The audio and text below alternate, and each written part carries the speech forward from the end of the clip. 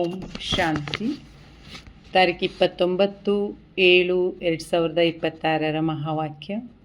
मीठे बच्चे, अपने स्वधर्म में स्थित होकर आपस में प्यार से एक दो को ओम शांति कहो। यह भी एक दो को रिगार्ड देना है। ಮಧುರ ಮಕ್ಕಳೇ, ತಮ್ಮ ಸ್ವಧರ್ಮದಲ್ಲಿ ಸ್ಥಿತ ಆಗಿದ್ದುಕೊಂಡು ಪರಸ್ಪರರಲ್ಲಿ ಬಹಳ ಪ್ರೀತಿಯಿಂದ ಒಬ್ಬರಿನ್ನೊಬ್ಬರಿಗೆ ಓಂ ಶಾಂತಿಯನ್ನು ಹೇಳುತ್ತಾ ಇರಿ. ಇದೂ ಕೂಡ ಪರಸ್ಪರರಿಗೆ ರಿಗಾರ್ಡ್ ಅಂದರೆ ಗೌರವ ಕೊಡುವುದಾಗಿದೆ.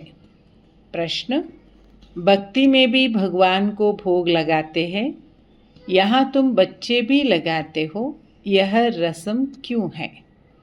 ಭಕ್ತಿ ಮಾರ್ಗದಲ್ಲಿಯೂ ಕೂಡ ಭಗವಂತನಿಗೆ ಭೋಗ ಅರ್ಪಣೆ ಮಾಡೋದು ಅಥವಾ ನೈವೇದ್ಯ ಅರ್ಪಣೆ ಮಾಡೋದಿದೆ. ಹಾಗೆ ಇಲ್ಲಿಯೂ ಕೂಡ ಮಕ್ಕಳು ನಾವು ಶುಭಾಬರವರಿಗೆ ಭೋಗವನ್ನು ಅರ್ಪಿಸ್ತೇವೆ. ಈ ಸಂಪ್ರದಾಯ ಯಾಕಿದೆ ಅಂತ ಬಾಬಾ ಪ್ರಶ್ನೆಯಲ್ಲಿ ಕೇಳ್ತಿದ್ದಾರೆ. ಉತ್ತರ: ಕ್ಯೂಂಕಿ ಯಹ ಭಿ ಉನ್ಕಾ ರಿಗಾರ್ಡ್ ರಖ್ನಾ ಹೈ. ಯಾಕೆ ಅಂತಂದರೆ ಇದೂ ಕೂಡ ಪರಮಾತ್ಮನಿಗೆ ಗೌರವಿಸುವುದಾಗಿದೆ. बल तुम जानते हो शिवबाबा निराकार है, अभोक्ता है, खाते नहीं है, लेकिन वासना तो पहुंचती है ना. भले ನಿಮಗೆ ಗೊತ್ತಿದೆ ಶಿವಬಾಬಾ ನಿರಾಕಾರ ಆಗಿದ್ದಾರೆ, ಅಭೋಕ್ತ ಆಗಿದ್ದಾರೆ, ಅವರು ಯಾವುದೇ ಭೋಗ ವಸ್ತುಗಳನ್ನು ಸ್ವೀಕರಿಸೋದಿಲ್ಲ, ಇದೆಲ್ಲ ನಿಮಗೆ ಗೊತ್ತುಂಟು. ಆದರೂ ಕೂಡ ನಾವು ಭೋಗಾರ್ಪಣೆ ಮಾಡ್ತಾ ಇದ್ದೇವೆ ಅಂದರೆ ಅರ್ಥ ಅದರ ಒಂದು ಸುವಾಸನೆ ಅವರವರಿಗೂ ತಲುಪುತ್ತೆ. सर्व का सदगति दाता पतित पावन बाप है, तो ज़रूर भोग भी उनको लगाना चाहिए ना. ಶುಭಾಬರವರು ಸರ್ವರಿಗೂ ಸದ್ಗತಿದಾತ ಆಗಿದ್ದಾರೆ, ಪತಿತ ಪಾವನ ತಂದೆ ಆಗಿದ್ದಾರೆ ಅಂದಾಗ ಅವಶ್ಯವಾಗಿ ನಾವು ಅವರಿಗೆ ಭೋಗವನ್ನು ತಲುಪಿಸಬೇಕು ಅಥವಾ ಭೋಗಾರ್ಪಣೆ ಮಾಡಬೇಕು ಅಲ್ವಾ. ಗೀತೆ: ಹಮಾರ ತೀರ್ಥ ನ್ಯಾರ ಹೈ. ನಮ್ಮ ತೀರ್ಥಯಾತ್ರೆ ಭಿನ್ನವಾಗಿದೆ. ಓಂ ಶಾಂತಿ.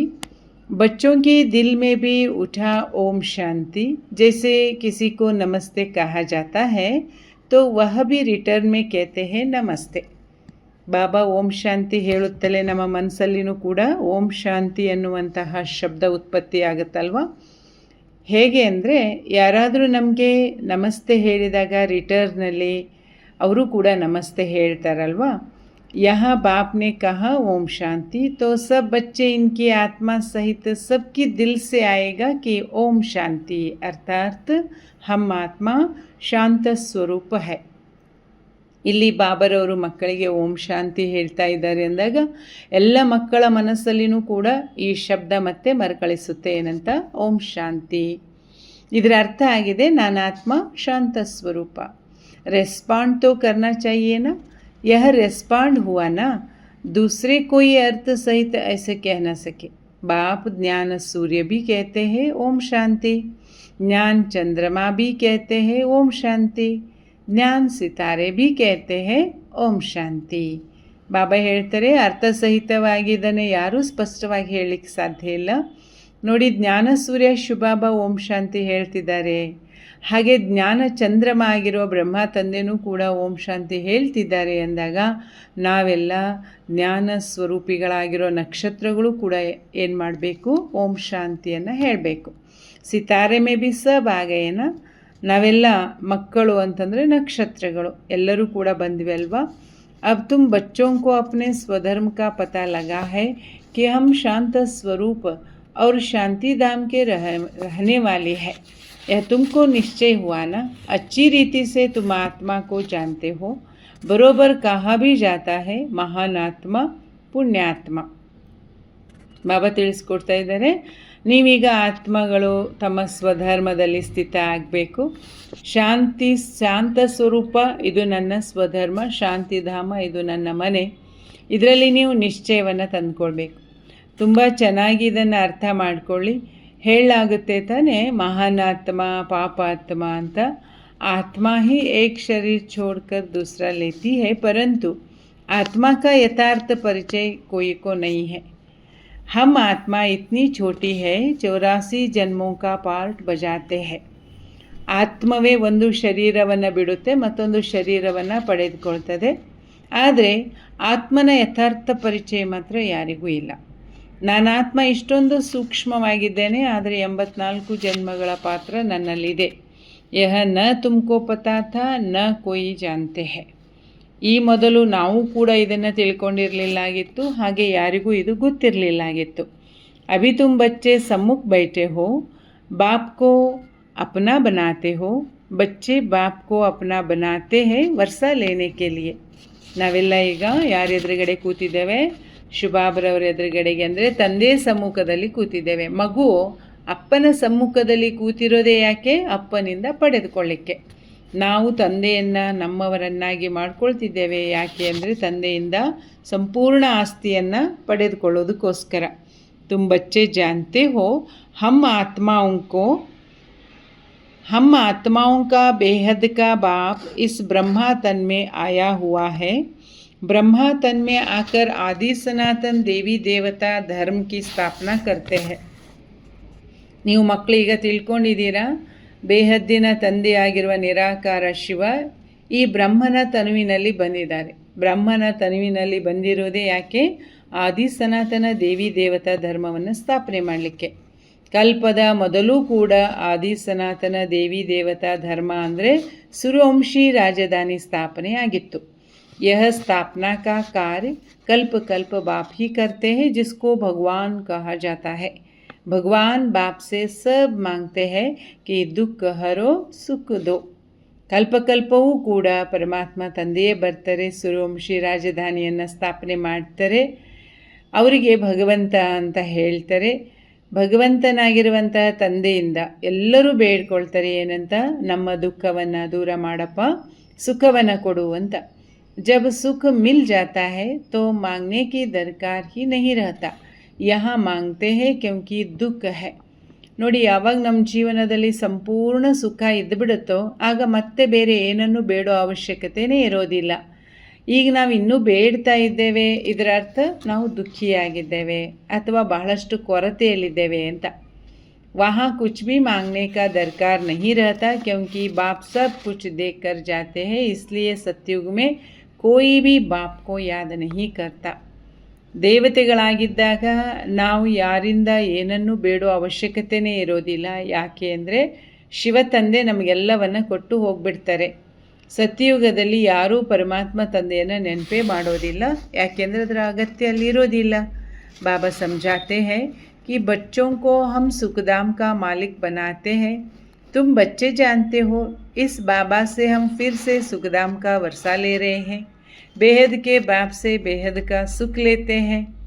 ಬಾಬರವರು ಮಕ್ಕಳಿಗೆ ಬಂದಿರೋದೇ ಸೃಷ್ಟಿಯ ಮಾಲೀಕರನ್ನಾಗಿ ಅಥವಾ ಸುಖಧಾಮದ ಮಾಲೀಕರನ್ನಾಗಿ ಮಾಡೋದಕ್ಕೋಸ್ಕರ. ನೀವು ಮಕ್ಕಳು ಕೂಡ ತಿಳ್ಕೊಂಡಿದ್ದೀರಾ, ನಾವು ಮತ್ತೆ ಸುಖಧಾಮದ ಆಸ್ತಿಯನ್ನು ಬೇಹದ್ದಿನ ತಂದೆಯಿಂದ ಪಡಿತಾ ಇದ್ದೇವೆ.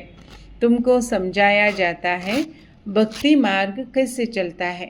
मनुष्य सृष्टि रूपी झाड़ की उत्पत्ति, पालना और संहार कैसे होता है. ड्रामा का आदि मध्य अंत क्या है. ಮಕ್ಕಳಿಗೆ ಬಾಬಾ ಇದನ್ನು ಕೂಡ ತಿಳಿಸ್ಕೊಟ್ಟಿದ್ದಾರೆ. ಮನುಷ್ಯ ಸೃಷ್ಟಿ ರೂಪಿ ವೃಕ್ಷದ ಉತ್ಪತ್ತಿ ಹೇಗಾಗುತ್ತೆ, ಹಾಗೆ ಪಾಲನೆ ಹೇಗೆ ನಡೆಯುತ್ತೆ, ಹಾಗೆ ಅದರ ಅಂತ್ಯ ಹೇಗಾಗುತ್ತೆ, ನಾಟಕದ ಆದಿ ಮಧ್ಯ ಅಂತ್ಯ ಏನಿದೆ, ಹೇಗಿದೆ, ಇದೆಲ್ಲವನ್ನೂ ಕೂಡ ಬಾಬಾ ಮಕ್ಕಳಿಗೀಗ ತಿಳಿಸ್ತಿದ್ದಾರೆ. ಯಹ ಹೈ ಸಾಕಾರಿ ದುನಿಯಾ, ಓ ಹೈ ನಿರಾಕಾರಿ. बच्चे समझ गए हैं कि हमने पूरा आधा कल्प भक्ति की है, अब कलियुग का अंत है. ಇದು ಸಾಕಾರಿ ಜಗತ್ತಾಗಿದೆ. ನಾವು ವಾಸ ಮಾಡಿರೋದು ಅಥವಾ ಪಾತ್ರ ಮಾಡ್ತಿರುವಂತಹದ್ದು ಇದು ಸಾಕಾರಿ ಜಗತ್ತು. ಇನ್ನು ಎಲ್ಲವನ್ನ ಬಿಟ್ಟು ಹೋಗುವಂಥ ಸೃಷ್ಟಿ ಏನಿದೆ ನೋಡಿ, ಅದಾಗಿದೆ ನಿರಾಕಾರಿ ಜಗತ್ತು. ಮಕ್ಕಳು ಇದನ್ನು ತಿಳ್ಕೊಂಡಿದ್ದೀರಾ. ನಾವೀಗ ಸಂಪೂರ್ಣ ಪಾತ್ರವನ್ನು ಮುಗಿಸಿದ್ವಿ. ಅರ್ಧಕಲ್ಪದ ಭಕ್ತಿಯ ಪಾತ್ರ ಮುಗೀತು. ಈಗ ಕಲಿಯುಗದ ಕೊನೆ ಗಳಿಗೆಯಲ್ಲಿದ್ದೇವೆ. ವರ್ಷ ಮಿಲ್ತಾ ಹಿ ಹೈ ಸಂಗಮ್ ಪರ್. यह बच्चों को अच्छी रीति समझना चाहिए. अभी हम संगम युग पर है, यह तुम बच्चे ही समझते हो. ಆಸ್ತಿ ಸಿಗೋದೇ ಈಗ ಸಂಗಮ ಯುಗದಲ್ಲಿ. ನೀವು ಮಕ್ಕಳು ಇದನ್ನು ಸ್ಪಷ್ಟವಾಗಿ ತಿಳ್ಕೊಂಡಿದ್ದೀರಾ. ನಾವಿರೋದು ಈಗ ಸಂಗಮ ಯುಗದಲ್ಲಿ. ಇದನ್ನು ನಾವು ಮಕ್ಕಳು ಮಾತ್ರ ತಿಳ್ಕೊಂಡಿದ್ದೇವೆ, ಬಿಟ್ಟರೆ ಬೇರೆ ಇನ್ಯಾರೂ ಕೂಡ ತಿಳ್ಕೊಂಡಿಲ್ಲ. जब तक परिचय नहीं देंगे ज़रूर संगम आता है. जब एक पुरानी दुनिया बदल नहीं होती है, यह सारी पुरानी दुनिया है, इनको आयरन एज कहा जाता है. यह भी तुम बच्चे ही समझते हो. ಎಲ್ಲಿವರೆಗೂ ಇದರ ಬಗ್ಗೆ ಪರಿಚಯ ಆಗಲು ಅಲ್ಲಿವರೆಗೂ ಯಾರೂ ಇದನ್ನು ತಿಳ್ಕೊಳ್ಳಿಕ್ಕಾಗೋದಿಲ್ಲ. ನಾವು ಮಾತ್ರ ಈಗ ತಂದೆಯ ಮೂಲಕ ಇದನ್ನು ತಿಳಿದುಕೊಂಡಿದ್ದೇವೆ. ಹಳೆಯ ಜಗತ್ತು ಇನ್ನೇನು ಕೊನೆ ಆಗ್ತಾ ಇದೆ. ಇದು ಕಬ್ಬಿಣದ ಯುಗವಾಗಿದೆ. ಇದರ ಬದಲಾವಣೆಯಾಗಿ ಹೊಸದೊಂದು ಬರಲಿದೆ ಅಂತ. यह भी तुम जानते हो, पहली पहली सारी दुनिया पर एक ही धर्म होता है. नई दुनिया में भारत खंड ही सिर्फ होता है. थोड़े मनुष्य होते हैं. नई दुनिया को ही ಸ್ವರ್ಗ कहा जाता है. ನೀವು ಇದನ್ನು ಕೂಡ ತಿಳ್ಕೊಂಡಿದ್ದೀರಾ. ಮೊದಲು ಸೃಷ್ಟಿ ಸಂಪೂರ್ಣ ಹೊಸದಾಗಿರ್ತದೆ. ಆಗ ಒಂದೇ ಧರ್ಮ ಇರುತ್ತೆ.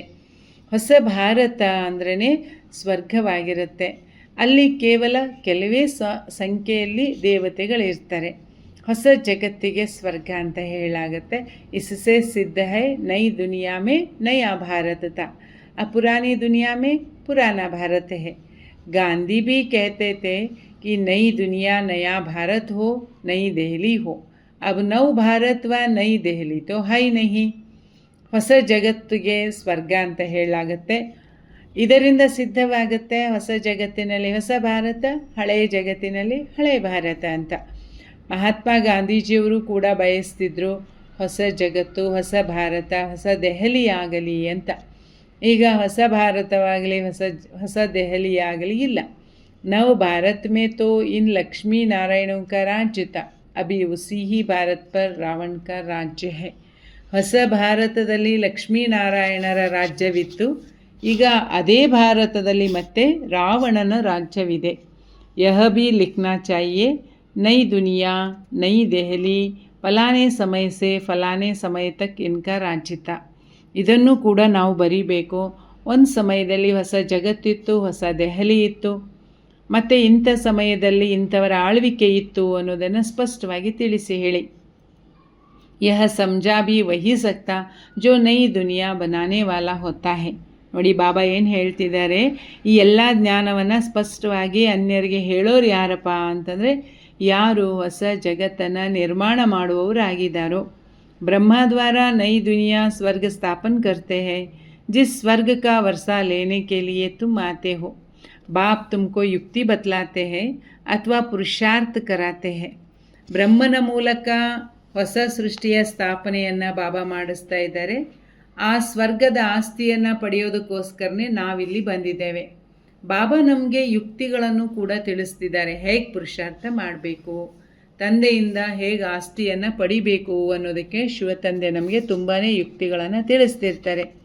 सम्मुख भी मिलने आते हो अथवा कहाँ भी बैठे पढ़ते हो, दिल होती है सम्मुख मिले. वो सम्मुख मिलते हैं मनुष्य से. यहाँ कहेंगे हम जाते हैं ಶಿವ ಬಾಬಾ से मिलने के लिए. ಶಿವ ಬಾಬಾ ನಮಗೆ ಪುರುಷಾರ್ಥಕ್ಕಾಗಿ ಯುಕ್ತಿಗಳನ್ನು ಹೇಳ್ತಾರೆ. ಬಾಬಾ ಇದನ್ನು ಹೇಳ್ತಾರೆ, ಸಮ್ಮುಖದಲ್ಲಿ ಮಿಲನ ಮಾಡಲಿಕ್ಕೆ ಬರ್ತೀರಾ. ಆಮೇಲೆ ಮನೆಯಲ್ಲಿನೂ ಕೂಡ ನೀವೇನು ಮಾಡ್ತೀರಾ, ಮುರಳಿಯನ್ನು ಓದ್ತೀರಾ. ಎಲ್ಲಾದರೂ ಕೂಡ ಏನು ಮಾಡ್ಬೋದು, ಮುರಳಿಯನ್ನು ತಿಳ್ಕೊಳ್ಬೋದು, ಕೇಳ್ಬೋದು. ಆದರೆ ಸಮ್ಮುಖ ಮಿಲನ ಮಾಡಲಿಕ್ಕೆ ಆಸೆ ಪಡ್ತೀರಾ. ಮನಸ್ಸಾಗುತ್ತೆ ಬಾಬಾರವ್ರನ್ನ ಮಿಲನ ಮಾಡಿ ಬರೋಣ ಅಂತ. ಅಲ್ಲಿ ಸಮ್ಮುಖದಲ್ಲಿ ಮನುಷ್ಯರೊಂದಿಗೆ ಮಿಲನವಾಗ್ತಾರೆ. ಆದರೆ ನೀವಿಲ್ಲಿ ಹೇಳ್ತೀರಾ, ನಾವು ಆತ್ಮ ಪರಮಾತ್ಮನೊಂದಿಗೆ ಮಿಲನ ಮಾಡಲಿಕ್ಕೆ ಬಂದಿದ್ದೇವೆ ಅಂತ. ಕಹೆಂಗೆ वो तो निराकार है ना, हम आत्मा भी निराकार है, हम भी यह पार्ट बजाने आते हैं ना.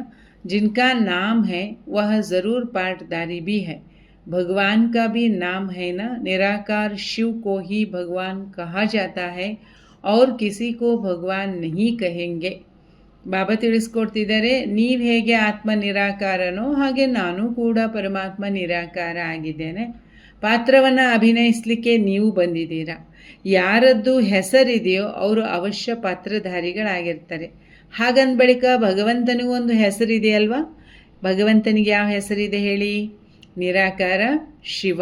ಇದು ಭಗವಂತನ ಹೆಸರಾಗಿದೆ. ಇನ್ಯಾರನ್ನೂ ಕೂಡ ಭಗವಾನ್ ಅಂತ ಹೇಳಲಿಕ್ಕೆ ಸಾಧ್ಯವಿಲ್ಲ. भगवान निराकार ही गाया जाता है, उनकी पूजा होती है. आत्माओं का भी पूजा होती है. ಭಗವಂತ ಅಂತ ನಿರಾಕಾರನಿಗೆ ಹೇಳಲಾಗುತ್ತೆ. ನಿರಾಕಾರನನ್ನೇ ಪೂಜಿಸಲ್ಪಡ್ತಾರೆ. ನೋಡಿ ನಿರಾಕಾರನನ್ನು ಹೆಂಗೆ ಪೂಜಿಸ್ತೇವೆ, ಹೇಗೆ ಶಿವಲಿಂಗವನ್ನು ಹೇಗೆ ಆತ್ಮಗಳನ್ನು ಕೂಡ ಸಾಲಿಗ್ರಾಮ ರೂಪದಲ್ಲಿ ಪೂಜಿಸ್ತೀವಲ್ವ, ಹಾಗೆ ಪರಮಾತ್ಮನನ್ನು ಏನು ಮಾಡ್ತೇವೆ, ಶಿವಲಿಂಗದ ರೂಪದಲ್ಲಿ ಪೂಜೆ ಮಾಡ್ತೇವೆ. रुद्र यज्ञ को भी रचते हैं ना, वहाँ मिट्टी का सालिग्राम बनाते हैं, पत्थर का बनाओ वहाँ मिट्टी के तोड़ने फिर बनाने सहज होता है. ಬಾಬಾ ಎಕ್ಸಾಂಪಲ್ ಕೊಡ್ತಾ ಇದ್ದಾರೆ, ಹೇಗೆ ಯಜ್ಞವನ್ನು ಸ್ಥಾಪನೆ ಮಾಡಿದಾಗ ಅಲ್ಲಿ ಸಾಲಿಗ್ರಾಮಗಳನ್ನು ರಚನೆ ಮಾಡ್ತೀರಿ ನೋಡಿ. ಸಾಲಿಗ್ರಾಮಗಳ ರೂಪ ಹೇಗಿರುತ್ತೆ, ಹೇಗೆ ಪರಮಾತ್ಮನ ರೂಪವಿದೆಯೋ ಹಾಗೆ ಏನು ಮಾಡ್ತೀರಾ, ಸಾಲಿಗ್ರಾಮಗಳ ರೂಪವನ್ನು ಮಾಡ್ತೀರಾ. ಕೆಲವೊಂದು ಸಂದರ್ಭದಲ್ಲಿ ಮಣ್ಣಿನದು ಮಾಡ್ತಾರೆ, ಕೆಲವೊಂದು ಸಂದರ್ಭದಲ್ಲಿ ಕಲ್ಲಿನದು ಕೂಡ ಮಾಡ್ತಾರೆ. ಆದರೆ ರೂಪಿಸಲಿಕ್ಕೆ ಬಹಳ ಈಸಿ ಯಾವುದು, ಮಣ್ಣಿನದು. ದುನಿಯಾ ತೋ ಇನ್ ಬಾತೋं को नहीं जानते हैं, रुद्र यज्ञ में कितने आत्माओं की पूजा कर सकते हैं. बच्चों तो ढेर है ना, भगत सब भगवान के बच्चे हैं, बाप को याद करते हैं. बाबा ने समझाया है, शिव बाबा आते ही है भारत में. तुम थोड़े बच्चे जो उनको मददगार बनते या खुदाई खिदमतगार बनते हो, उनकी ही पूजा भक्त लोग सालिग्राम बना के करते हैं.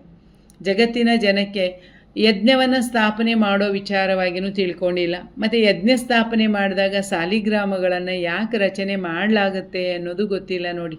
ರುದ್ರ ಯಜ್ಞದಲ್ಲಿ ಅಂದರೆ ಭಗವಂತನೇ ಸ್ಥಾಪನೆ ಮಾಡಿರುವಂತಹ ಸೃಷ್ಟಿಯ ಪರಿವರ್ತನೆಯ ಈ ಕಾರ್ಯದ ಯಜ್ಞದಲ್ಲಿ ಯಾರಪ್ಪ ಸಾಲಿಗ್ರಾಮಗಳು ಅಂದರೆ ಈಗ ತುಂಬ ಕಡಿಮೆ ಸಂಖ್ಯೆಯಲ್ಲಿದ್ದೀವಿ ಅಂತಲೂ ಬಾಬಾ ಹೇಳ್ತಾರೆ. ಯಾರು ನಾನು ಮಾಡುವಂತಹ ಮಹಾಯಜ್ಞದ ಕಾರ್ಯದಲ್ಲಿ ಸಹಯೋಗಿಗಳಾಗಿದ್ದಾರೋ, ಈಶ್ವರನಿಗೆ ಸಹಯೋಗಿಗಳು, ಈಶ್ವರನ ಸೇವಕರು ಯಾರಿದ್ದೀರಲ್ವ ಅವರನ್ನೇ ಏನು ಮಾಡಲಾಗ್ತದೆ, ಭಕ್ತಿ ಮಾರ್ಗದಲ್ಲಿಯೂ ಕೂಡ ಯಜ್ಞ ಹೋಮ ಮಾಡಿದಾಗ ಸಾಲಿಗ್ರಾಮಗಳ ರೂಪದಲ್ಲಿ ಪೂಜೆ ಮಾಡಲಾಗ್ತದೆ. ಯಜ್ಞವನ್ನು ರಚಿಸಿದಾಗಲೂ ಕೂಡ ನೋಡ್ತೀರಲ್ವ, ಕೆಲವು ದೊಡ್ಡ ಯಜ್ಞಗಳಿರ್ತವೆ, ಇನ್ನು ಕೆಲವೊಂದು ಚಿಕ್ಕ ಯಜ್ಞಗಳನ್ನು ಕೂಡ ಮಾಡ್ತಾರೆ. ಬಡೆ ಬಡೆ ಸಾಹುಕಾರರು ಬಡ ಯಜ್ಞ ರಚತೆ लाख बनाते हैं.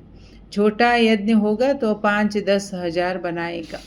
ಯಜ್ಞವನ್ನು ಕೂಡ ಮಾಡ್ತಾರೆ. ಕೆಲವರು ದೊಡ್ಡ ದೊಡ್ಡ ಯಜ್ಞವನ್ನು ಮಾಡಿದಾಗ ಏನು ಮಾಡ್ತಾರೆ, ಸಾಲಿಗ್ರಾಮಗಳನ್ನು ಲಕ್ಷ ಮಾಡ್ತಾರೆ. ಇನ್ನು ಚಿಕ್ಕ ಯಜ್ಞ ಮಾಡಿದವರು 5-10 ಸಾವಿರ ಮಾಡ್ತಾರೆ. ಜೈಸಾ ಸೇಟ್ ವೈಸಾ ಯಜ್ಞ ಅವರು ಫಿರ್ ಉಟ್ನೆ ಸಾಲಿಗ್ರಾಮ್. ಹೇಗೆ ಸೇಟುಗಳು ಇರ್ತಾರೆ ನೋಡಿ, ತುಂಬ ರಿಚ್ ಆಗಿರುವಂಥವ್ರು ಏನು ಮಾಡ್ತಾರೆ, ಲಕ್ಷ ಸಾಲಿಗ್ರಾಮಗಳನ್ನು ಅಲ್ಲಿ ರೂಪಿಸ್ತಾರೆ. ಇನ್ನು ಮಧ್ಯಮವಾಗಿ ಮಾಡುವಂಥವ್ರು ಅರ್ಧ, ಇನ್ನು ತುಂಬ ಕಡಿಮೆ ಅಂದರೆ ಒಂದು 5-10 ಸಾವಿರ ಸಾಲಿಗ್ರಾಮಗಳನ್ನು ಕೂಡ ರಚಿಸ್ತಾರೆ. ಏಕ್ ಶಿವ್ ಬಾಕಿ ಸಬ್ ಸಾಲಿಗ್ರಾಮ್. ಒಂದು ಶಿವಲಿಂಗವನ್ನು ಪ್ರತಿಷ್ಠಾಪನೆ ಮಾಡ್ತಾರೆ, ಇನ್ನು ಉಳಿದದ್ದೆಲ್ಲವೂ ಕೂಡ ಸಾಲಿಗ್ರಾಮಗಳು. ಫಿರ್ ಉತನೆ ಬ್ರಾಹ್ಮಣ ಬಿ ಚಾಹಿಯೇನ ಬಹುತೋನಿ ಯಜ್ಞ ದೇಖಾ ಹೋಗ. ಅಲ್ಲಿ ಒಂದೊಂದು ಸಾಲಿಗ್ರಾಮದ ಪೂಜೆಗೂ ಏನು ಮಾಡ್ತಾರೆ, ಒಬ್ಬೊಬ್ಬ ಬ್ರಾಹ್ಮಣನನ್ನು ರೂಪಿಸ್ತಾರೆ.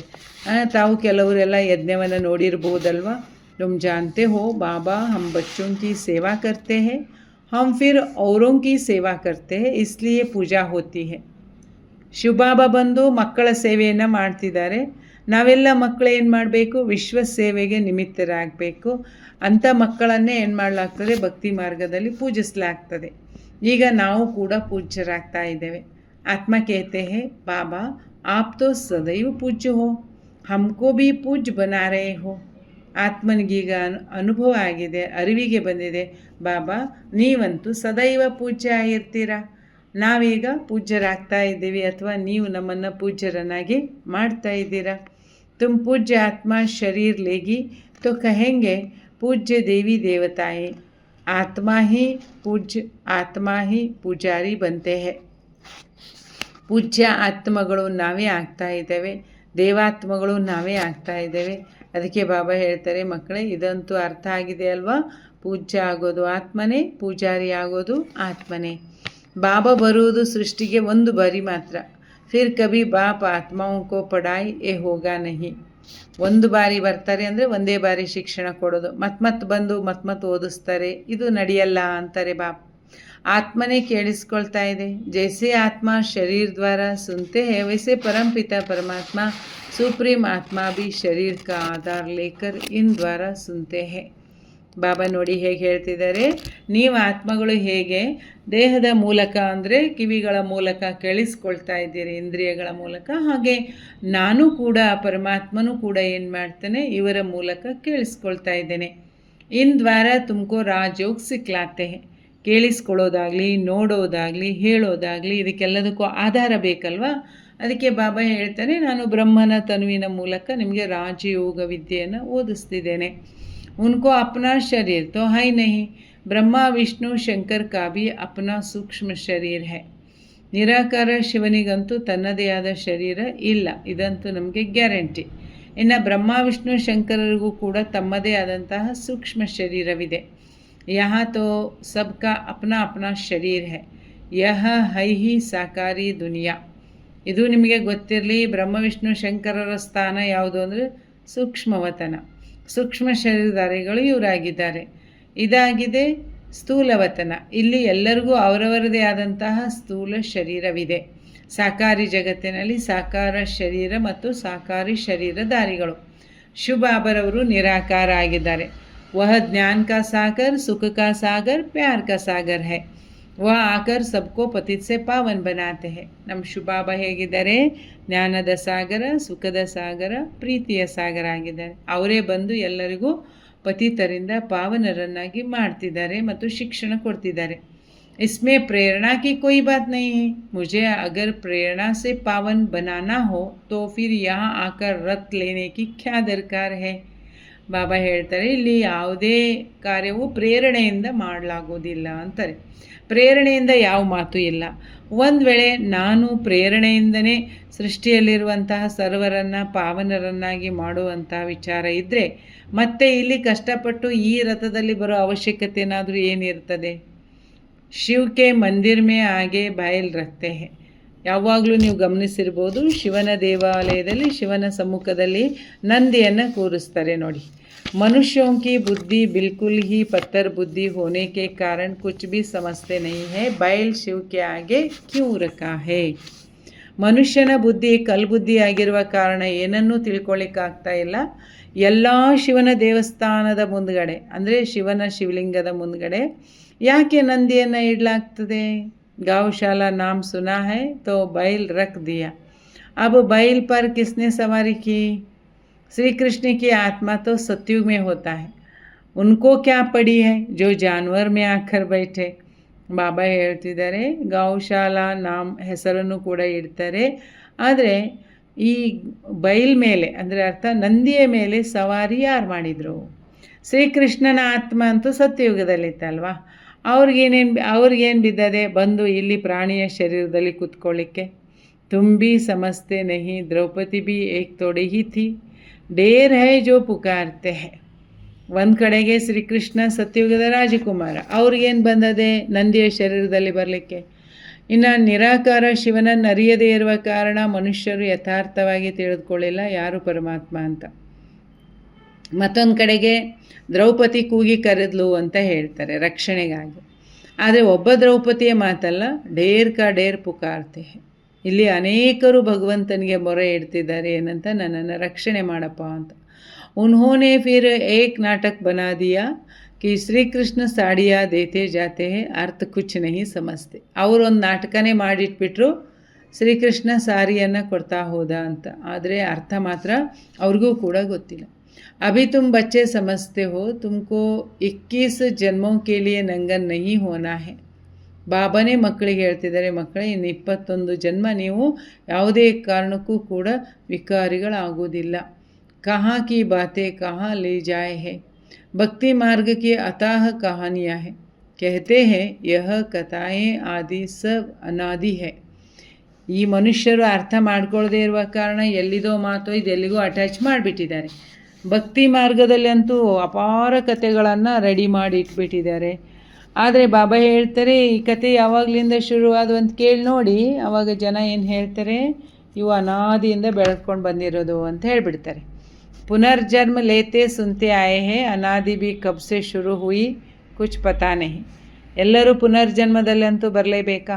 ಅನಾದಿ ಅಂದರೆ ಶುರುವಾದರೂ ಎಲ್ಲಿಂದ ಆಯಿತು ಅದು ಕೂಡ ಗೊತ್ತಿಲ್ಲ. यह भी पता नहीं है कि रावण राज कब से शुरू होती है, उनका कोई वर्णन नहीं. तुम कितनी सेवा करते आए हो. ಮತ್ತೊಂದು ಕಡೆಗೆ ರಾವಣ ಎಲ್ಲಿದ್ದಾನೆ, ಯಾವಾಗ ಬಂದ ಅದು ಕೂಡ ಗೊತ್ತಿಲ್ಲ. ವರ್ಣನೇನೂ ಕೂಡ ಏನೂ ಪರಿಚಯ ಇಲ್ಲ, ಸುಮ್ಮನೆ ಹೇಳೋದಷ್ಟೇ. ಬಾಬಾ ಹೇಳ್ತಿದ್ದಾರೆ, ಮಕ್ಕಳೇ ನಿಮಗೀಗ ಅರ್ಥ ಆಗಿದೆಯಲ್ವಾ? ಯ ಸೂರ್ಯ ಚಾಂದ್ ಸಿತಾರೆ आदि तो है ही नहीं, सतयुग में भी तो अभी भी है, उनका बदल सदल नहीं हो सकता है. ಬಾಬಾ ಹೇಳ್ತಿದ್ದಾರೆ, ಮಕ್ಕಳೇ ಈ ಸತ್ಯುಗನಾದರೂ ಬರಲಿ ತ್ರೇತಾಯುಗನಾದರೂ ಬರಲಿ, ಆದರೆ ಸೂರ್ಯ ಚಂದ್ರ ನಕ್ಷತ್ರ ಎಲ್ಲ ಅವೇ ತಾನೆ. ಸತ್ಯಯುಗದಲ್ಲಿನೂ ಅವೇ, ಈಗಲೂ ಅವೇ. ಅವುಗಳನ್ನು ಬದಲಾಯಿಸ್ಲಿಕ್ಕಂತೂ ಸಾಧ್ಯ ಇಲ್ಲ. ಆದರೆ ನೀವೀಗ ನಿಮಿತ್ತ ಮಾತ್ರ ಆಗಿದ್ದೀರ. ಭಾರತ್ ಕೋ ಹಿ ಫಿರ್ ಸೆ ಅಂಧಿಯಾರ್ ಸೆ ನಿಕಾಲ್ ರೋಶ್ನಿ ಮೇ ಲಾನಾ ಹೈ. ನಾವು ಯಾವುದಕ್ಕೆ ನಿಮಿತ್ತ ಆಗಿದ್ದೇವೆ? ಭಾರತ ಇವತ್ತೇನು ಅಜ್ಞಾನದ ಕತ್ತಲೆಯಲ್ಲಿ ಮುಳುಗಿದೆಯಲ್ವ, ಅದನ್ನು ಮತ್ತೆ ಬೆಳಕಿನಡೆಗೆ ತರುವಂತಹದಕ್ಕೆ ನಾವು ನಿಮಿತ್ತರಾಗಿದ್ದೇವೆ. ಭಕ್ತಿ ಮಾರ್ಗ ಕೋ ಅಂಧಿಯಾರ್ ಕಹಾ ಜಾತಾ ಹೈ, ತುಮ್ಹಾರಿ ಮಹಿಮಾ ಹೈ, तुम धरती के सितारे हो, सितारे है तो चांद सूर्य भी होना चाहिए ना. ಭಕ್ತಿ ಮಾರ್ಗವನ್ನು ಕತ್ತಲು ಅಂತ ಕರೀಲಾಗುತ್ತೆ. ನಮ್ಮ ಮಹಿಮೆ ಏನಾಗಿದೆ ನೋಡಿ, ನಾವು ಧರಣಿಯ ನಕ್ಷತ್ರಗಳು ಅಂತ. ನಕ್ಷತ್ರಗಳಿದ್ದಾವೆ ಅಂದರೆ ಅದರ ಜೊತೆಗೆ ಏನಿರಬೇಕು? ಸೂರ್ಯ ಮತ್ತು ಚಂದ್ರನೂ ಕೂಡ.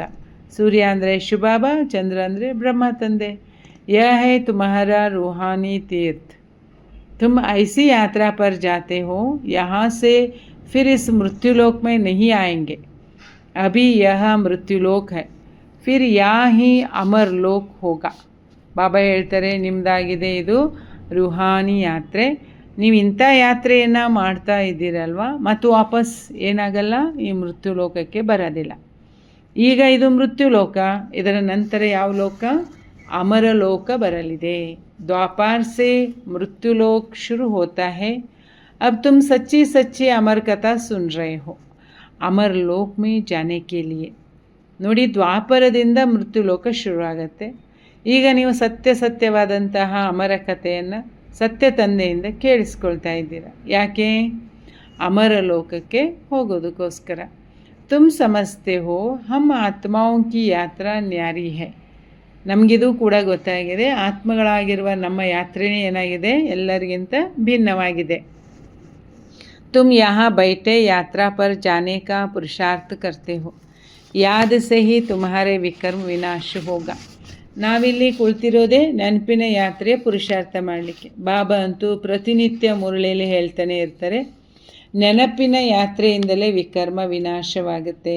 ವಿಕರ್ಮ ವಿನಾಶ ಕೇವಲ ಯೋಗದಿಂದ ಮಾತ್ರ, ನೆನಪಿನಿಂದ, ಬೇರೆ ಇನ್ಯಾವುದರಿಂದಲೂ ಕೂಡ.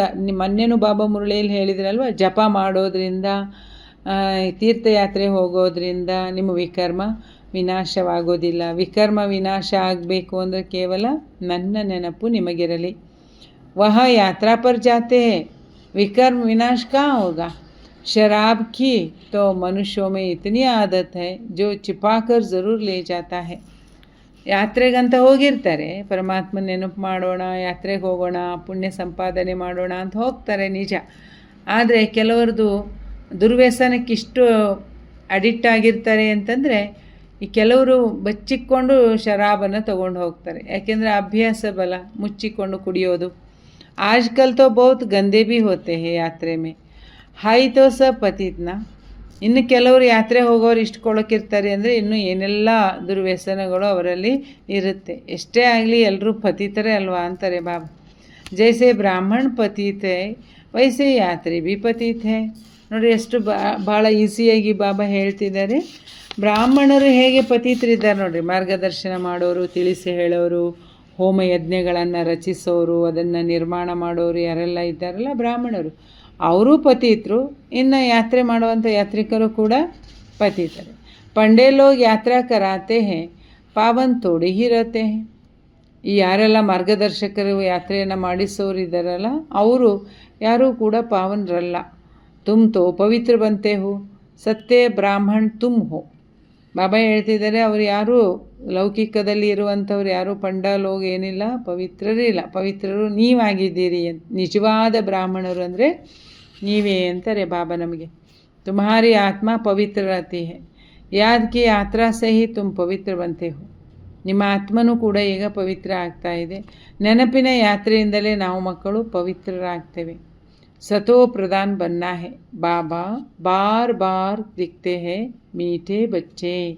ಸತೋಪ್ರಧಾನರಾಗಬೇಕು. ಬಾಬಾ ಯಾವಾಗಲೂ ಬರಿತಾನೆ ಇರ್ತಾರೆ, ನನ್ನ ಮಧುರ ಮಕ್ಕಳೇ, ಯಹ ಶುಭಾಬಾನೆ ಆತ್ಮಾओं को लिखा, मुझे याद करो तुम ಸತೋ ಪ್ರಧಾನ್ ಬನ್ ಜಾओगे. ಬಾಬಾ ಬಹಳ ಪ್ರೀತಿಯಿಂದ ಮಧುರ ಮಕ್ಕಳೇ ಅಂತ ಹೇಳ್ತಿರೋದು ಯಾರಿಗೆ? ಆತ್ಮಗಳಾಗಿರೋ ನಮ್ಗಳಿಗೆ. ನನ್ನನ್ನು ನೆನಪು ಮಾಡಿರಿ ಮಕ್ಕಳೇ, ನೀವು ತಮೋ ಪ್ರಧಾನ ಇದ್ದವರು ಏನಾಗ್ತೀರಿ? ಸತೋ ಪ್ರಧಾನರಾಗ್ತೀರಿ. ಅಷ್ಟೇ ಅಲ್ಲ, ಸತೋ ಪ್ರಧಾನ ದುನಿಯಾಕ್ಕೆ ಮಾಲೀಕ್ ಬನ್ ಜಾओगे. ಸತೋ ಪ್ರಧಾನ ಸೃಷ್ಟಿಗೂ ಕೂಡ ನಾವೇನಾಗಿಬಿಡ್ತೇವೆ? ಮಾಲೀಕರಾಗಿಬಿಡ್ತೇವೆ. बस एक ही डायरेक्शन है मुख्य, कितना सहज है, याद से ही विकर्म विनाश होगा. ಬಾಬರವರ ಆದೇಶ ಒಂದೇ ಬಹಳ ಇಂಪಾರ್ಟೆಂಟ್. ಇದು ಯಾವುದಪ್ಪ? ನೆನಪು ಮಾಡಿ ನೆನಪಿನಿಂದಲೇ ವಿಕರ್ಮ ವಿನಾಶವಾಗ್ತದೆ. ಯಾದ ನಹಿ ಕರೆಂಗೆ ತೋ ವಿಕರ್ಮ ನಹಿ ವಿನಾಶ ಹೋಗಾ, ಫಿರ್ ಸಜಾ ಖಾನಾ ಪಡೇಗಾ. ನೆನಪೇ ಮಾಡಿಲ್ಲ ಅಂದರೆ ವಿಕರ್ಮಗಳು ಕೂಡ ವಿನಾಶ ಆಗೋದಿಲ್ಲ. ಅವಾಗ ಏನಾಗುತ್ತೆ ಹೇಳಿ? ಶಿಕ್ಷೆ ತಿನ್ನಬೇಕಾಗುತ್ತೆ ಅಂತಾರೆ बाप तो कहते हैं तुम कहाँ भी जाओ कमाई कर सकते हो, उठते बैठते खाओ पीओ और बाप को याद करो. ಯಾರು ಸದಾ ತಂದೆ ನೆನಪಿನಲ್ಲಿ ಇರ್ತಾರೆ ನೋಡಿ, ಅವ್ರಿಗೆ ಬಾಬಾ ಹೇಳ್ತಾರೆ, ನೀವು ಎಲ್ಲಾದರೂ ಹೋಗ್ರಿ ಸಂಪಾದನೆಯಲ್ಲೇ ಇರ್ತೀರ. ಎಲ್ಲೇ ಕೂತರೂ ನಿಮಗೆ ಜೀವನದಲ್ಲಿ ಸಂಪಾದನೆ ಆಗ್ತಾನೇ ಇರ್ತದೆ. ಬಾಬಾ ಹೇಳ್ತಿದ್ದಾರೆ, ಮಕ್ಕಳೇ ಕೂರ್ತಾ ಹೇಳ್ತಾ ಓಡಾಡ್ತಾ ನನ್ನನ್ನು ನೀವು ನೆನಪು ಮಾಡ್ಬೋದು. ನಿಮ್ಮ ಸಂಪಾದನೆ ಇದೇ ಆಗಿದೆ. बच्चों के लिए तो बहुत ही सहज है, इसमें कोई अटेंशन आदि की बात नहीं है. ಬಾಬಾ ಹೇಳ್ತಾರೆ, ಮಕ್ಕಳಿಗಂತೂ ಬಹಳ ಸಹಜ ಇದು. ಇದರಲ್ಲಿ ಎಕ್ಸ್ಟ್ರಾ ಏನು ಅಟೆನ್ಷನ್ ಕೊಡೋ ಮಾತಿಲ್ಲ.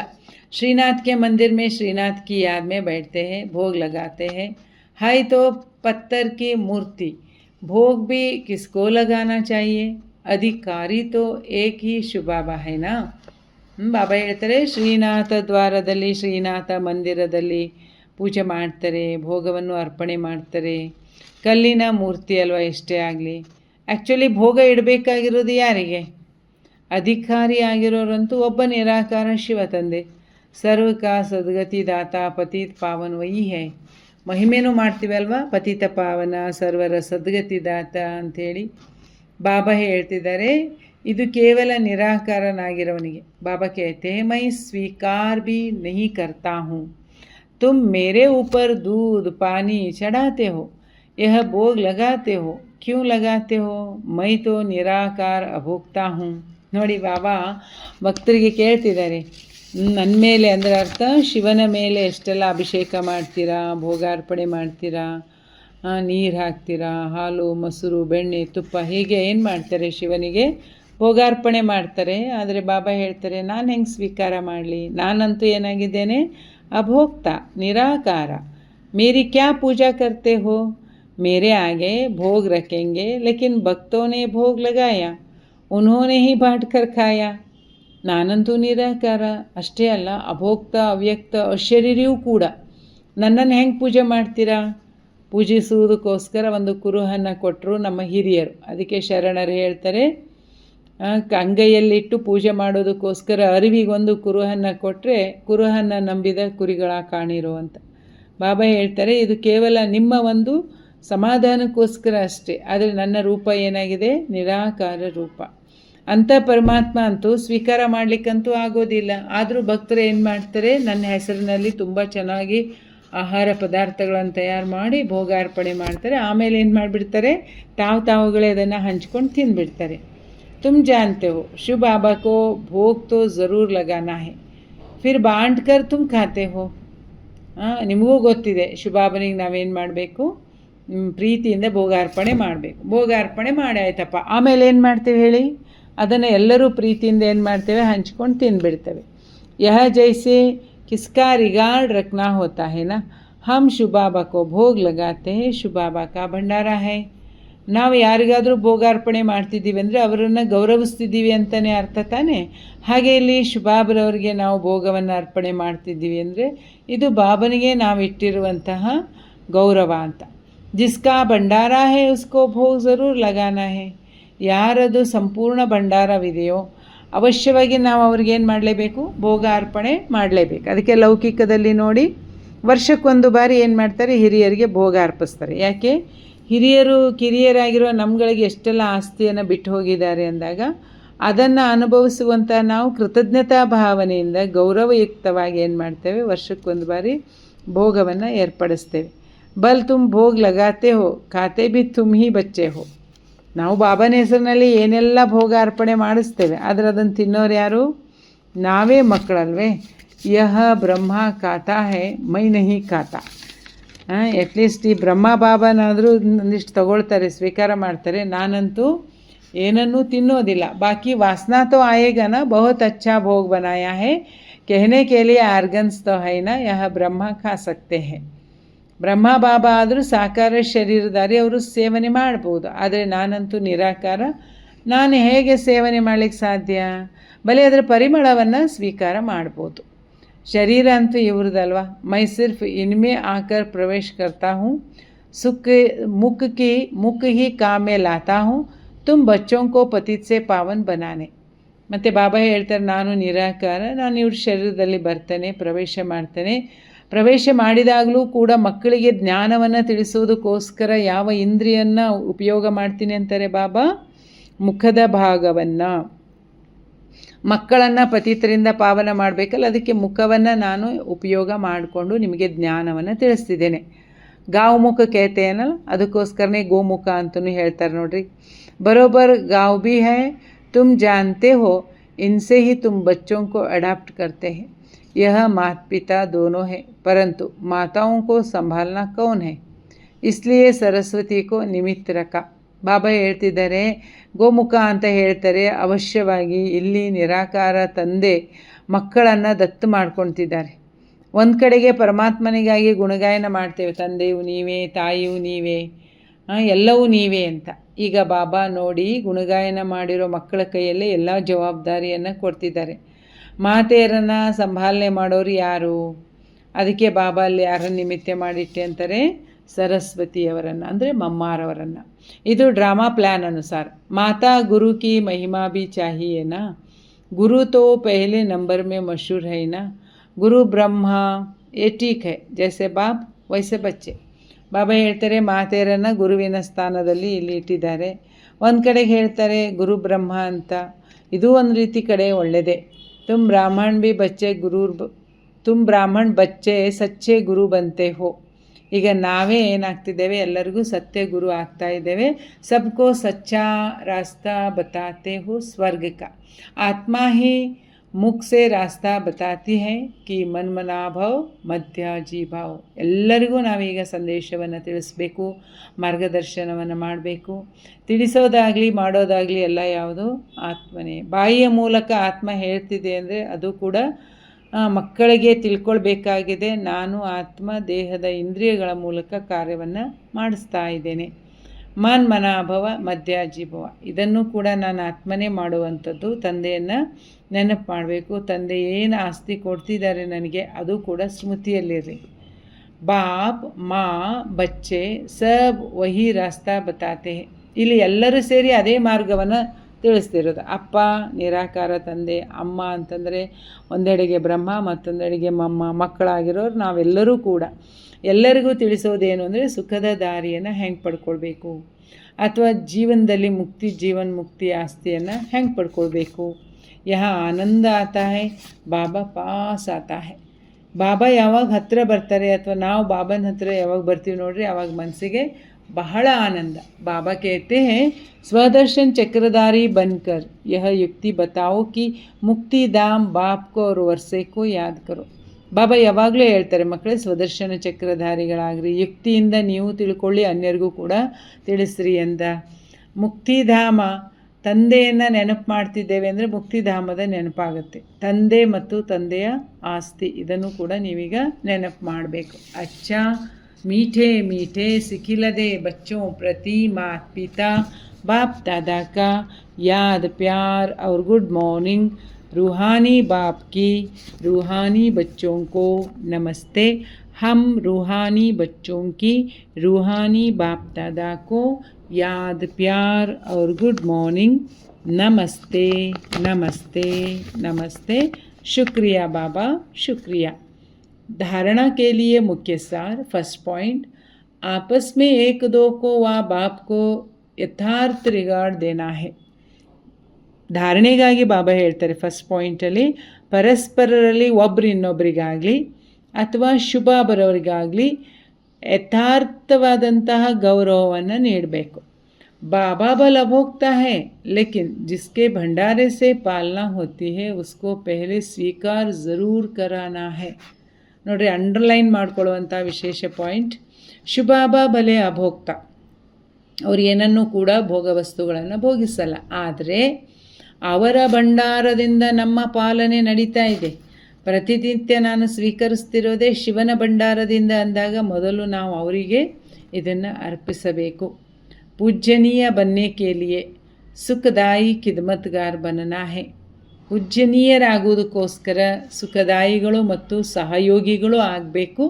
ಬಾಬಾಕ್ಕೆ ಸಾಥ್ ಸೇವಾ ಮೇ ಮದದ್ಗಾರ್ ಬನ್ನಾ ಹೇ. ತಂದೆಯೊಟ್ಟಿಗೆ ನಾವು ತಂದೆಯ ಸೇವೆಯಲ್ಲಿ ಸಹಯೋಗಿಗಳಾಗಬೇಕು. ಜಬ್ ಆತ್ಮ और ಶರೀರ ದೋನೋ ಪಾವನ್ ಹೋಂಗೆ ತಬ್ ಪೂಜಾ ಹೋಗಾ. ನಮ್ಮ ಪೂಜೆ ಯಾವಾಗ ನಡೀಬೋದು ಹೇಳಿ? ಯಾವಾಗ ಆತ್ಮ ಮತ್ತು ಶರೀರ ಎರಡೂ ಕೂಡ ಸಂಪೂರ್ಣ ಪವಿತ್ರ ಆಗ್ತಾವೆ ನೋಡಿ, ಅವಾಗ ನೆಕ್ಸ್ಟ್ ನಿಮ್ಮ ಪೂಜೆ ನಡೆಯುತ್ತೆ. वरदान, अपने प्रति व सर्व आत्माओं के प्रति लॉफुल बनने वाले law maker new world maker ಭವ. ತಮ್ಮ ಪ್ರತಿಯಾಗಿ ಹಾಗೂ ಸರ್ವ ಆತ್ಮರ ಪ್ರತಿಯಾಗಿ ಲಾಫುಲ್ಲಾಗಿ ಲಾ ಮೇಕರ್ ಮತ್ತು ನ್ಯೂ ವರ್ಲ್ಡ್ ಮೇಕರ್ ಅಂದರೆ ಲಾ ಅಂದರೆ ನಿಯಮಬದ್ಧರಾಗಿರಬೇಕು, ಹಾಗೆ ನ್ಯೂ ವರ್ಲ್ಡ್ ಮೇಕರ್ ಹೊಸ ಜಗತ್ತಿನ ನಿರ್ಮಾಣರು ನಾವಾಗಬೇಕು. ನಮ್ಮ ಪ್ರತಿ ಮತ್ತು ಸರ್ವ ಆತ್ಮಗಳ ಪ್ರತಿ ಲಾಫುಲ್ ಆಗುವಂತಹ ಲಾ ಮೇಕರ್ ಮತ್ತು ನ್ಯೂ ವರ್ಲ್ಡ್ ಮೇಕರ್ ಆಗಿರಿ. ವಿಸ್ತಾರ, जो स्वयं प्रति लॉफुल बनते हैं वही दूसरों के प्रति भी लॉफुल बन सकते हैं. ಯಾರು ಸ್ವಯಂನ ಪ್ರತಿಯಾಗಿ ಮೊದಲು ಲಾಫುಲ್ ಆಗಿರ್ತೇವೆ ನೋಡಿ, ಅವರು ಮಾತ್ರ ಅನ್ಯರ ಪ್ರತಿಯಾಗಿಯೂ ಕೂಡ ಲಾಫುಲ್ ಆಗಿರ್ತಾರೆ. जो स्वयं लॉ को ब्रेक करते हैं वो दूसरों के ऊपर लॉ नहीं चला सकते हैं. ಯಾರು ತಮ್ಮಲ್ಲಿ ತಾವು ಲಾ ಬ್ರೇಕ್ ಮಾಡ್ಕೊಳ್ತಾರಲ್ಲ ಅಂಥವರು ಇನ್ನೊಬ್ಬರ ಮೇಲೆ ಲಾ ನಡೆಸಲಿಕ್ಕೆ ಸಾಧ್ಯ ಇಲ್ಲ. ಅದಕ್ಕೋಸ್ಕರ ಬಾಬಾ ಹೇಳ್ತಿದ್ದಾರೆ, ಆಪ್ಕೋ ದೇಖೋ सवेरे से रात तक मनसा संकल्प में, वाणी में, कर्म में, संबंध संपर्क में, एक दो को सहयोग देने में व सेवा में कहाँ भी लॉ ब्रेक तो नहीं होता. ಹಾಗಾಗಿ ನೀವು ಬೆಳಗ್ಗೆಯಿಂದಲೇ ಚೆಕ್ ಮಾಡ್ಕೊಳ್ಬೇಕು ಏನಂತ.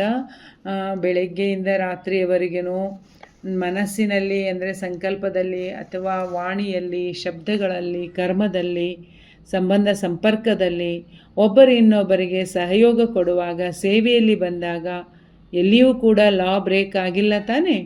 ಜೋ ಲಾ ಮೇಕರ್ ಹೇ ವೋ ಲಾ ಬ್ರೇಕರ್ ನಹಿ ಬನ್ ಸಕ್ತಾ. ಯಾರು ನಿಯಮಗಳನ್ನು ಪಾಲನೆ ಮಾಡುವಂಥವ್ರು ಇದ್ದಾರೋ ಅಂಥವ್ರು ಯಾವತ್ತೂ ನಿಯಮಗಳನ್ನು ಬ್ರೇಕ್ ಮಾಡಲಿಕ್ಕೆ ಸಾಧ್ಯ ಇಲ್ಲ. ಜೋ ಇಸ್ ಸಮಯ ಲಾ ಮೇಕರ್ बनता है वही peacemaker new world maker ಬನ್ ಜಾತಾ ಹೈ. ಬಾಬಾ ಹೇಳ್ತಾರೆ, ಯಾರು ಈ ಸಮಯದಲ್ಲಿ ಲಾ ಮೇಕರ್ ಇದ್ದೀರಿ ನೋಡಿ, ಅವರೇ ಏನಾಗ್ತೀರಾ?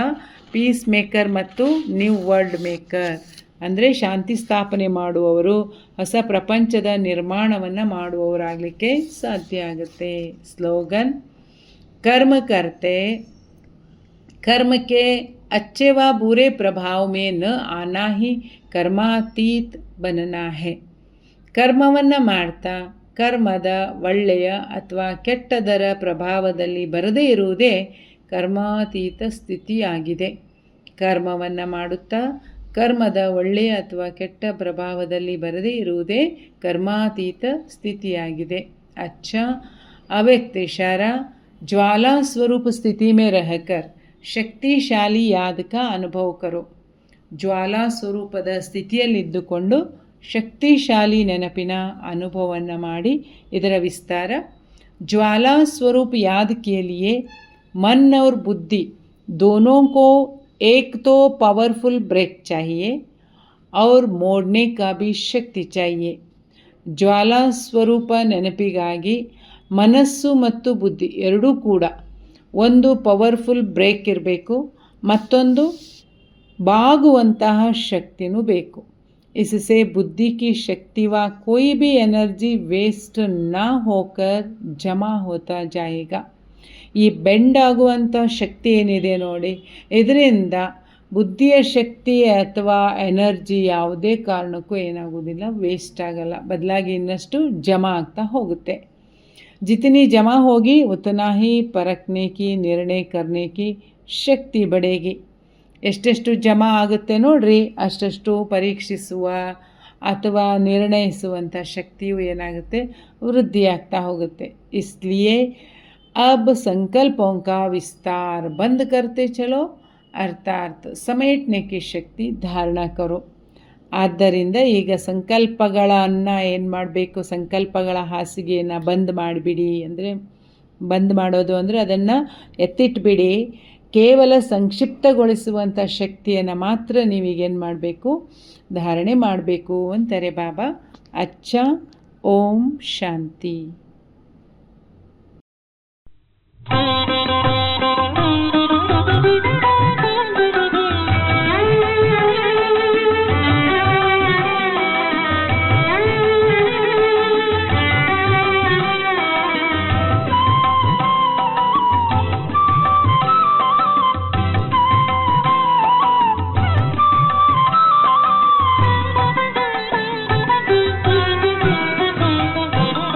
ತಂದೆಯಾಗಿ ತಾಯಿಯಾಗಿ ಬಂಧುವಾಗಿ ಬಳಗವಾಗಿ, ತಂದೆಯಾಗಿ ತಾಯಿಯಾಗಿ ಬಂಧುವಾಗಿ ಬಳಗವಾಗಿ ಬಂದು ನಿಂತೆಯಾನಿ,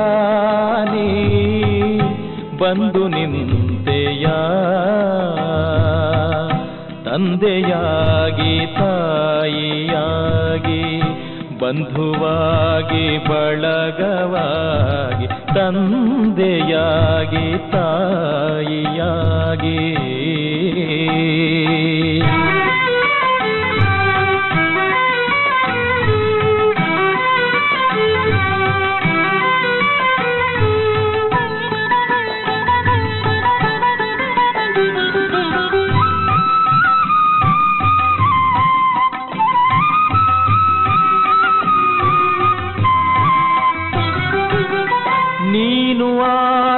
ದೇಹವಲ್ಲವೆಂದು ಅರುಹ ಬಂದೆಯಾ,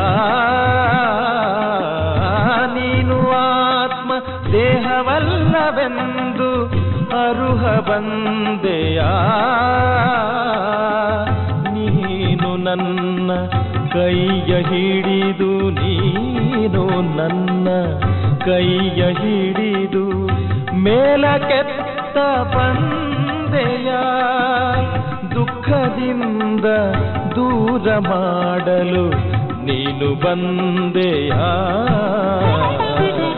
ತಂದೆಯಾಗಿ ತಾಯಿಯಾಗಿ ಬಂಧುವಾಗಿ ಬಳಗವಾಗಿ, ತಂದೆಯಾಗಿ ತಾಯಿಯಾಗಿ.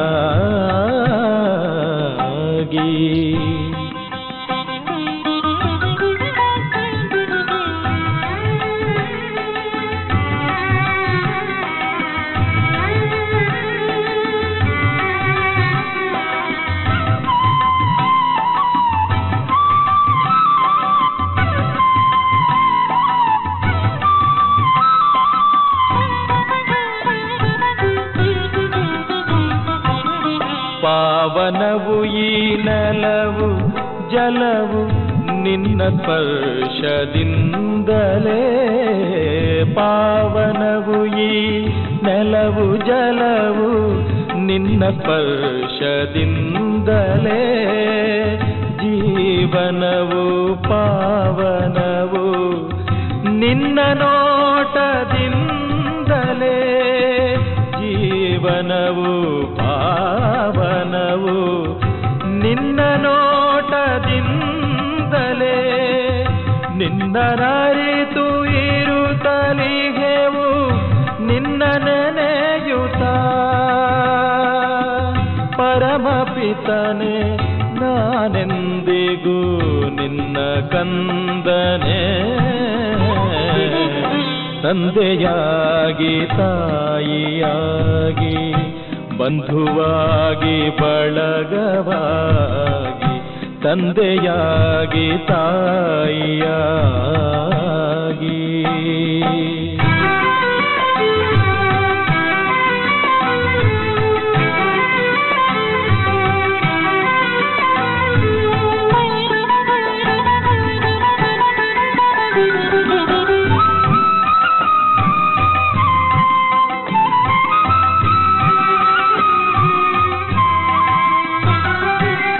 ಭಕ್ತಿಯ ಫಲ ಜ್ಞಾನವನ್ನು ನೀಡಬಂದೆಯ, ಭಕ್ತಿಯ ಫಲ ಜ್ಞಾನವನ್ನು ನೀಡಬಂದೆಯ. ಚಂದದಿಂದ ಆಡಿ ಪಾಡಿ, ಚಂದದಿಂದ ಆಡಿ ಪಾಡಿ ಕುಣಿಸ ಬಂದೆಯ.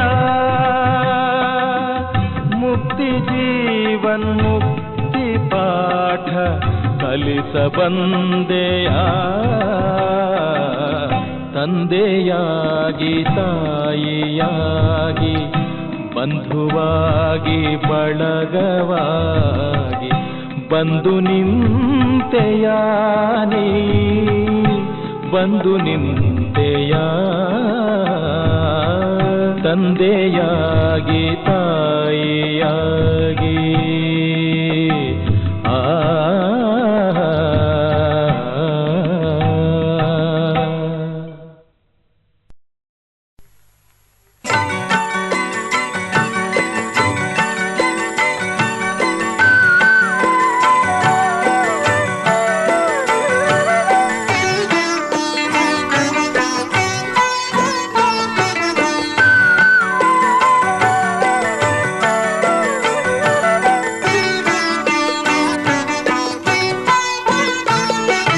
ತಪಸ್ವಿ ಮೂರ್ತಿಯ ತನು ಮನವು ಅಂಗಾಂಗ ಶೀತಲವು. ತಪಸ್ವಿ ಮೂರ್ತಿಯ ತನು ಮನವು ಅಂಗಾಂಗ ಶೀತಲವು. ಮುಖದಿ ಸುಮಧುರ ನುಡಿಯು ನಯನದಿ ಸುಧಾರಸವು. ಪ್ರಭು ಶಿವ ತಂದೆಗೆ ಸದಾ ಅರ್ಪಿತರವರು. ಸುಖದಿ ತೇಲಾಡಿ ಶಿವ ಸಂದೇಶವ ನೀಡುವರು. ಸುಖದಿ ತೇಲಾಡಿ ಶಿವ ಸಂದೇಶವ ನೀಡುವರು. ತಪಸ್ವಿ ಮೂರ್ತಿಯ ತನು ಮನವು ಅಂಗಾಂಗ ಶೀತಲವು.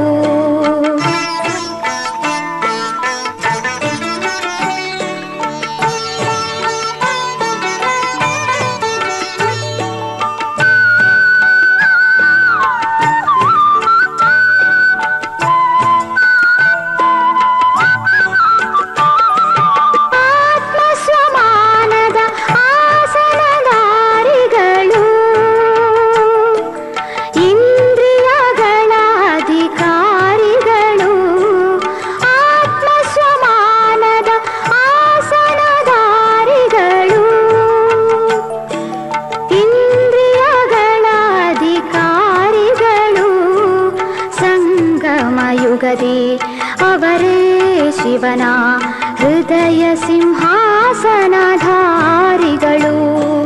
ಸಂಗಮ ಯುಗದಿ ಅವರೇ ಶಿವನ ಹೃದಯ ಸಿಂಹಾಸನಧಾರಿಗಳು.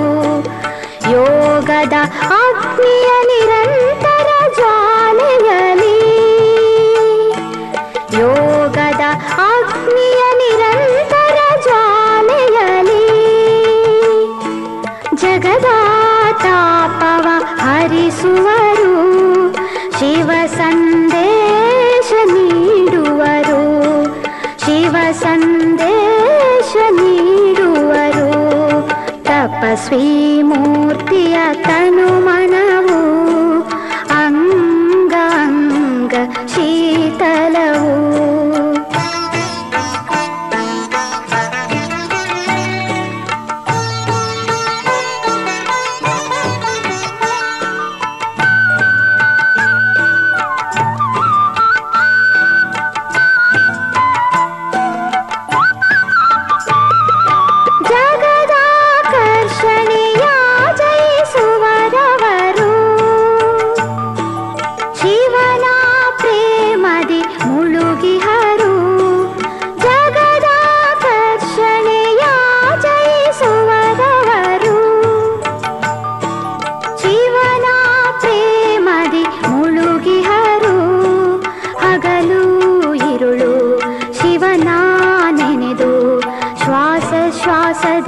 ಮಹಿಮೆ ಹಾಡುವರು.